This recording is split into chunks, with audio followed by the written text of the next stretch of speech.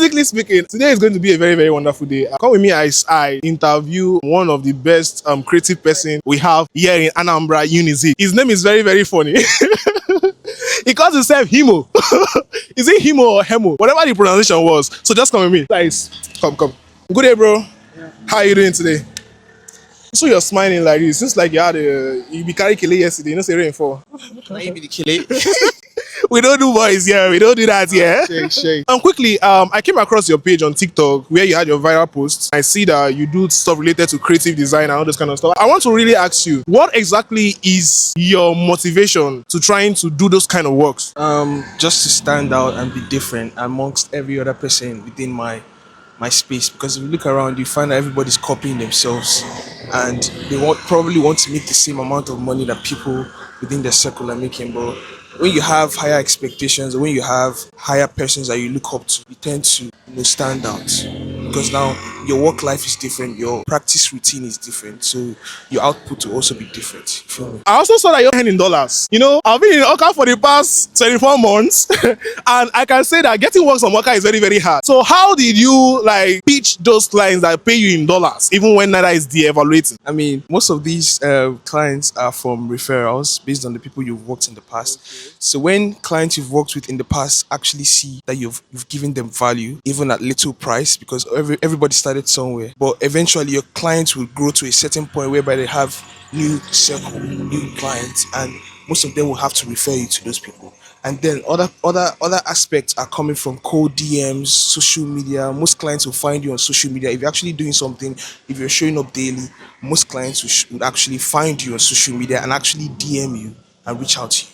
And sometimes you have to do the DM yourself. You have to send the cold emails yourself. You have to stay up on all nights writing cold DMs, sending 10, 20 cold DMs a day, so you can at least have one or two that will reply or get back to you. Understand? There's still other ways to get these clients, but these are one of the major ways to get most of these clients. Oh wow, that's crazy. I did a little background study on you and I noticed that you are a student of Unizik. With the current state of Unizik, when it comes to their designs and their branding scheme, what advice will you give to the current VC of Nnamdi Azikiwe University when it comes to their branding? Do you feel like their logo needs to be redesigned, or do you feel like you can still maintain that logo and then add other things to their branding scheme? What exactly do you feel like you can put in place to make Unizik branding more defined?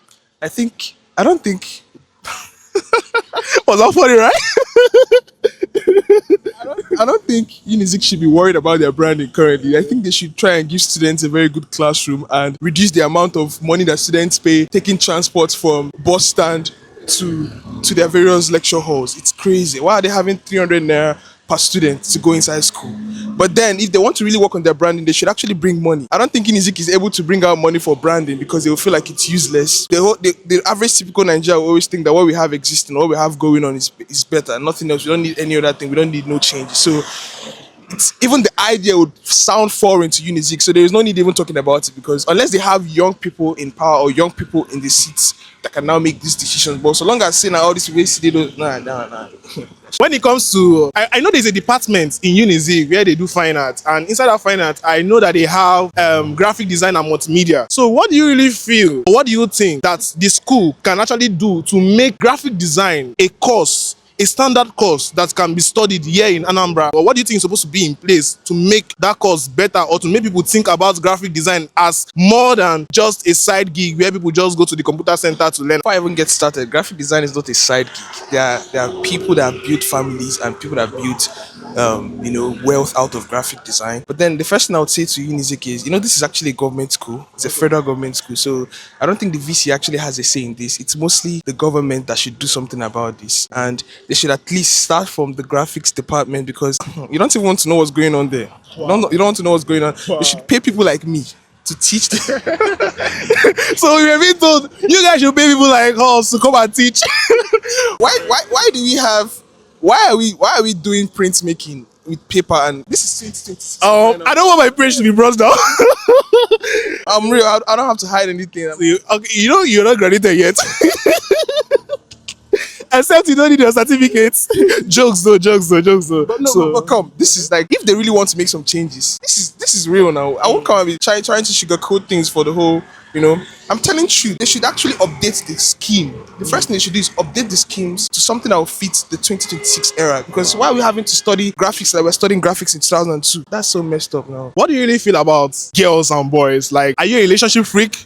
Or are you just on your own? You hate relationship, you don't like girls, do you have female friends? Do you find them attractive? Are they beautiful? Or do you feel like money first, then later on you do a relationship? Or you actually have somebody you actually love and you really hope to settle down with that person later? I don't know. First of all, I'll start with saying I only have one female friend. Wow. And I don't know, for relationship, actually, I like girls. I'm not gay, please. For relationship issues, all I have to say is the reason I'm still single is because I'm actually working on myself. Young boys these days that know what they do, and probably for me, I feel like relationship would be a distraction currently.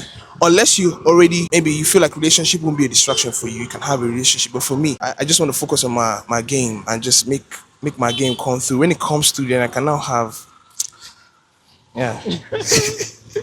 Wow. Thank you very much. If you continue, I think I'm going to bring you on my Basically Speaking podcast series one of these days. So this is just a quick kind of interaction. Right? Be good.